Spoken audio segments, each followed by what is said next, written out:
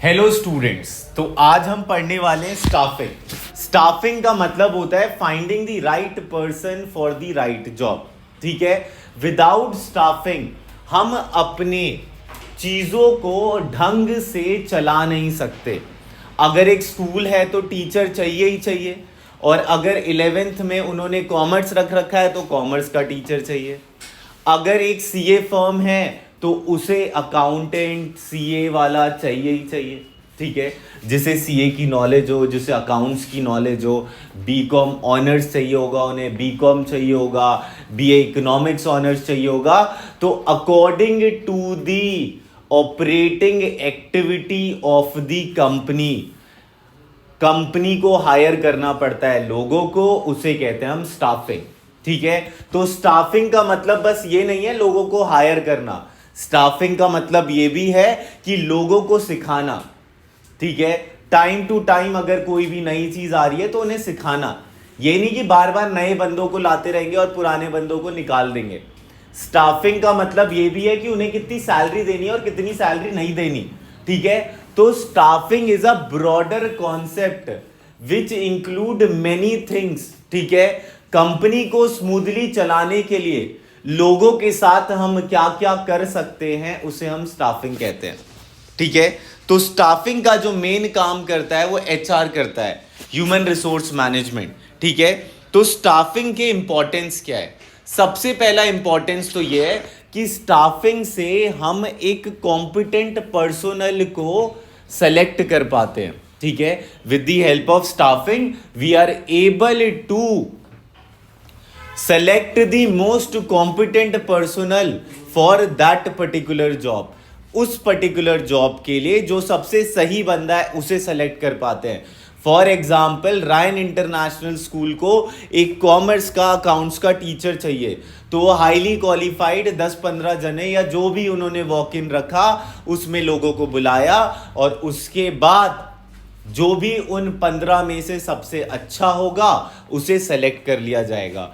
तो obtaining competent personnel का मतलब है जो उस टाइम पे उस पर्टिकुलर जॉब के लिए, उस पर्टिकुलर पोजीशन के लिए सबसे अच्छा बंदा है उसे सेलेक्ट कर लेना। उसके बाद आता है हायर परफॉर्मेंस। जब आप राइट बंदे को राइट जगह पे डालोगे तो हायर परफॉर्मेंस तो होगा। फॉर एग्जाम्पल अगर मैं अकाउंट्स में जिसने पीएचडी कर रखी है उसे मैं अकाउंट्स का टीचर बनाऊं तो अच्छा परफॉर्म करेगा, क्योंकि वो पीएचडी लेवल तक पहुंच रखा है। इसका मतलब क्या है कि उसके साथ अकाउंट्स हमेशा रही है। ठीक है। उसने अकाउंट्स पे अब रिसर्च पेपर लिखे हैं तो मतलब वो अकाउंट्स में अच्छा रोल निभा सकता है। ठीक है। तो हायर परफॉर्मेंस का मतलब क्या है? हायर परफॉर्मेंस का मतलब है स्टाफिंग की वजह से आप उस बंदे को सेलेक्ट कर पाते हो जो उस जॉब पोजीशन के लिए सबसे बेस्ट है। और जब बेस्ट है तो हायर परफॉर्मेंस देगा क्योंकि उसे सारी चीजें पता है उस जॉब से related. Continuous survival and growth. अगर आप अपने एम्प्लॉयज को टाइम टू टाइम अपग्रेड नहीं करोगे, टाइम टू टाइम उन्हें ट्रेनिंग एंड डेवलपमेंट नहीं करोगे, तो वो अपनी चीजों को ढंग से नहीं कर पाएगा।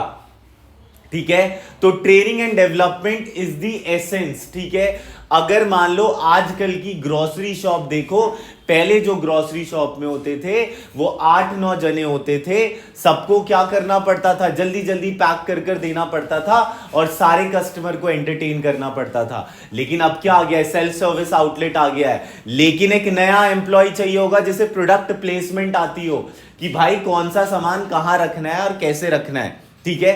कौन सा सामान ऊपर रखना है, कौन सा सामान नीचे रखना है, वेयर हाउसिंग में कैसा सामान कब रखना है, आटे का कट्टा कहां रखना है, चावल का कट्टा कहां रखना है। ठीक है। स्पेस एलोकेशन होना चाहिए क्योंकि हमारे पास रिसोर्स जो है, जो हमारे पास लैंड एरिया है वो कम है, और हमारे पास जो डिमांड होती है ग्रोसरी स्टोर में वो डिफरेंट डिफरेंट आइटम्स की होती है। तो आपका प्रोडक्ट प्लेसमेंट आना चाहिए बंदों को। पहले प्रोडक्ट प्लेसमेंट मैटर नहीं करता था, कहीं भी सामान पड़ा रहता था, लेकिन आजकल प्रोडक्ट प्लेसमेंट मैटर करता है क्योंकि इंसान सेलेक्ट कर रहा है। पहले इंसान बोल देता था मैडम ये नया प्रोडक्ट आया ये ले लो। अब क्या है, अगर आपने ऐसा बोल दिया कि भाई मैडम ये नया सामान आया, वो और नहीं लेगा उसे। वो बोलेगा कि भाई इसका कमीशन जुड़ा होगा, अच्छा प्रोडक्ट नहीं होगा, ये मेरी क्यों चाहेगा। ठीक है। समझ गए। छोटे छोटे आइटम्स जो होते हैं वो बिलिंग काउंटर के पास रखे होते हैं, उसका majority of marketing strategies attach है। बिग बाजार क्या करता था, जो सामान औरतें भूल जाती थी राशन के टाइम पे, उसे वो पास में रखता था बिलिंग काउंटर के पास, जिससे कि याद आ जाए। छोटे मोटे आइटम्स हम ग्रोसरी के टाइम पे भूल जाते हैं जब हम राशन की लिस्ट बना रहे होते हैं, ठीक है।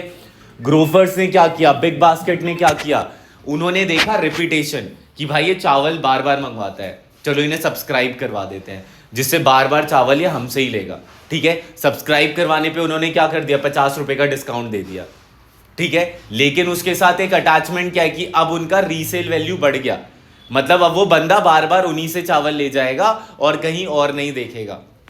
समझ गए। तो कंटिन्यूअस सर्वाइवल एंड ग्रोथ का मतलब है, अगर कंपनी अपनी टेक्नोलॉजी को अपग्रेड कर रही है तो उसे अपने ह्यूमन रिसोर्स को भी अपग्रेड करना पड़ेगा।